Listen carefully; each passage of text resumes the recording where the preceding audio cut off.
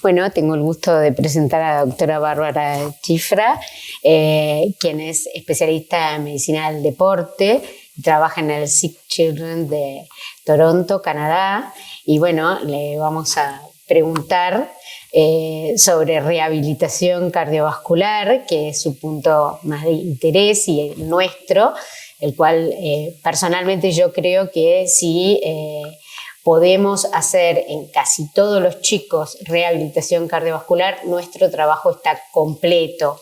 Si no, no podemos sacar, o sea, gastamos mucha energía en diagnosticar, en operar y en seguir y medicar, pero hay una medicación que es muy importante, que es el ejercicio físico.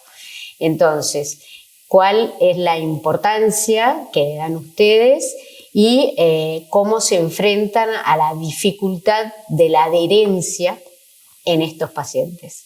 Well, I really appreciate the invitation to talk about this topic, which is very dear to my heart. And so the importance of exercise training for patients with congenital heart disease, I think, is now a hot topic in pediatric cardiology, and that is our next challenge. I think we underestimate the importance of functional testing when we assess and we evaluate our patients. We generally stress the importance of ultrasound, so echocardiography, MRI, cath information, and then we leave exercise testing as the last one. But I think the functional capacity of our patients is a key element for the management of the patient, not just at the moment when they're children, but also if we think about congenital heart disease and the optic of lifespan disease, their exercise capacity when they're children will determine their health when they become adult. And so I truly believe that exercise training and exercise prescription should be part of our medical treatment for congenital heart disease. Every patient should have an exercise prescription. Every patient should undergo an exercise testing, possibly a cardiopulmonary testing, because it will give us information to prescribe exercise safely and personalized our exercise prescription. And then we should reassess their functional capacity every time we see them. And also the exercise prescription should be adjusted based on the serial cardiopulmonary testing. Now, you mentioned a very important topic, which is the adherence to the exercise prescription. That is the next challenge in cardiac rehabilitation, especially in children.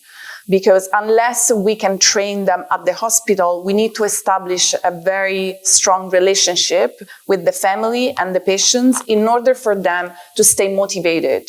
And so how can we monitor the adherence? There are different ways of doing that. So there is one indirect measure is to check at each follow-up what they're doing and ask about their physical activity level. Or we can do that with questionnaire and see if they are compliant with our prescription. Another way, a little bit more sophisticated and advanced, and we still don't know really how to do that, is with technology. So there are lots of devices that we can include in exercise training program that we can remotely see if the patient is compliant with our prescription. But I think we need more data in pediatric on which is the best way to monitor and improve adherence to the prescription. Thank you very much.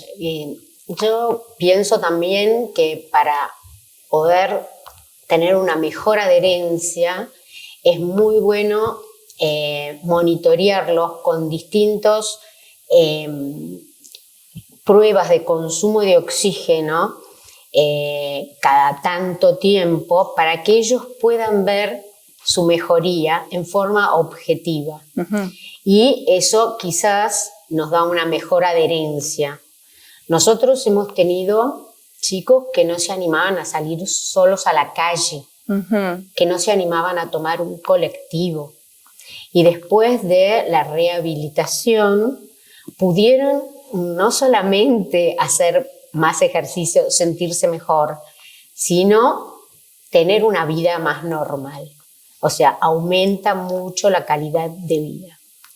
La segunda pregunta que te quiero hacer es con respecto a el Fontan-Kreuzer, que es una cardiopatía congénita, es una operación en la cual no existe el ventrículo derecho y sí el entrenamiento muscular mejora la funcionalidad de este sistema. So first, the consideration is about what you said. Absolutely, we need to think about exercise as a way to improve the quality of life of our patients, and there are data about that. And your question about resistant training with patients with Fontan circulation, I think there is evidence showing that aerobic training and resistant training are equally important, because sometimes we only think about the lungs and the heart and way to improve exercise capacity with aerobic activity, but resistant training in Fontan has been proven to not only improve cardiac function, but also the functional capacity.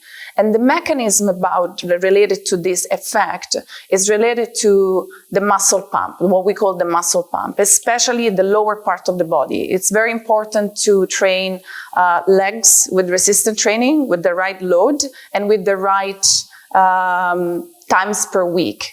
Because basically the muscle becomes an extra pump. They can help the venous return to the heart in the Fontan circulation. And then when we think about the aerobic training, indirectly, by training then with aerobic activity, we also train the respiratory muscle and then become an extra mechanism of pumping the blood back to the heart in the Fontan circulation. So I believe that both, not only resistant training, but resistant training combining to aerobic is the key to optimize the functional capacity and also to help the Fontan circulation in this patient. Estoy muy agradecida por tus respuestas y espero que nosotros también podamos poner en práctica todas estas enseñanzas. Thank you so much.